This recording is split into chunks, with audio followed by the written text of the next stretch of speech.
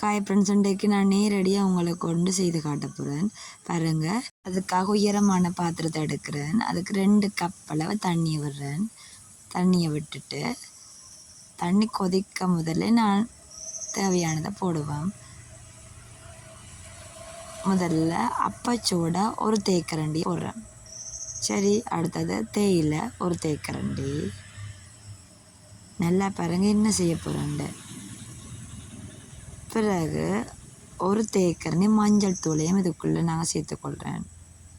3யும் சேர்த்துட்டு அடுப்பு ஆன் பண்ணிட்டேன். பாருங்க கொஞ்சம் நேரத்தில் இந்த மாதிரி இருக்குது. அது நல்லா பொங்கி வருது. நல்லா பொங்கி வரும். அதோட பாருங்க நல்ல பிளாக் கலராக வரும். நல்ல பிளாக்காக இருக்குது. இதை நான் கிளறி விட்டு கொண்டே இருக்கிறேன். தொடர்ந்து ஃப்ரெண்ட்ஸ் கிளறி விட்டு கொண்டே இருக்கணும். தேயிலை போடுறதுனால நல்லா நுரை வருது. இதை வச்சுக்கொண்டு நான் ஒரு வேலை ஒன்று செய்ய போகிறேன். பார்ப்போமா என்ன வேலைன்னு பார்ப்போம். முதல்ல இதை ரெடி பண்ணுவோம். இது ஒரு 10 நிமிஷத்துக்கு அதை கொதிக்க விடுவேன். நல்லா கொதி வரட்டும். நான் வச்சதுலேருந்து ஒரு 10 நிமிஷம் ஆகட்டும். பொங்குது. பொங்கினோன்னா அடுப்பு ஆஃப் பண்ணிட்டேன். தண்ணி நல்லா வற்றி வந்துட்டுது. பாருங்க அது வற்றி வந்துட்டுது. எடுத்து பார்க்க தெரியுது. இப்போ இதுக்கு நான் ஒரு கப் அளவு தண்ணியை சேர்க்க போகிறேன். திருப்பியும்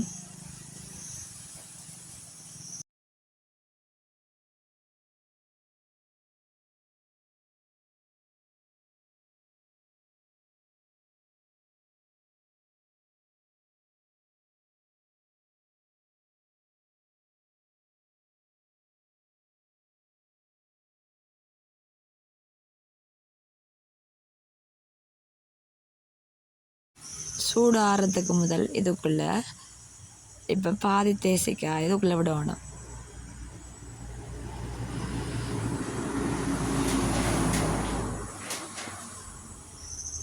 தேசிக்காய் நல்லா புழிஞ்சு விட்ட பிறகு அந்த கோதையும் நாங்கள் அதுக்குள்ளேயே போட்டுக்கொள்ளணும்.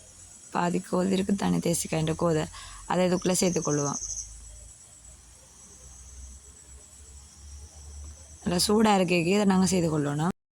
இப்போ பாருங்கள் இந்த பித்தளை குத்து விளக்கு எப்படி இருக்குண்டு. இந்த பித்தளை குத்து விளக்கு எப்படி நாங்கள் நல்லா சுத்தமாக்குறது, அதாவது இதில் இருக்கிற கரையெல்லாம் இப்படி எடுக்கிறது, இதை இப்போ செய்தமில்ல அதை வச்சு கொண்டு தான் செய்ய போகிறோம். அதுக்காகத்தான் இந்த கலவையை நான் இப்போ தயாரித்தேன். நீங்களும் இப்படி ஒரு கலவையை தயாரித்து ஈஸியான முறையில் பித்தளை பாத்திரங்களையோ இல்லாட்டி விளக்குகளையோ இருக்கிற கரையை போக்கிக் கொள்ளலாம். ஈஸியான 5 நிமிஷத்தில் இந்த வேலை முடியுது பாருங்க.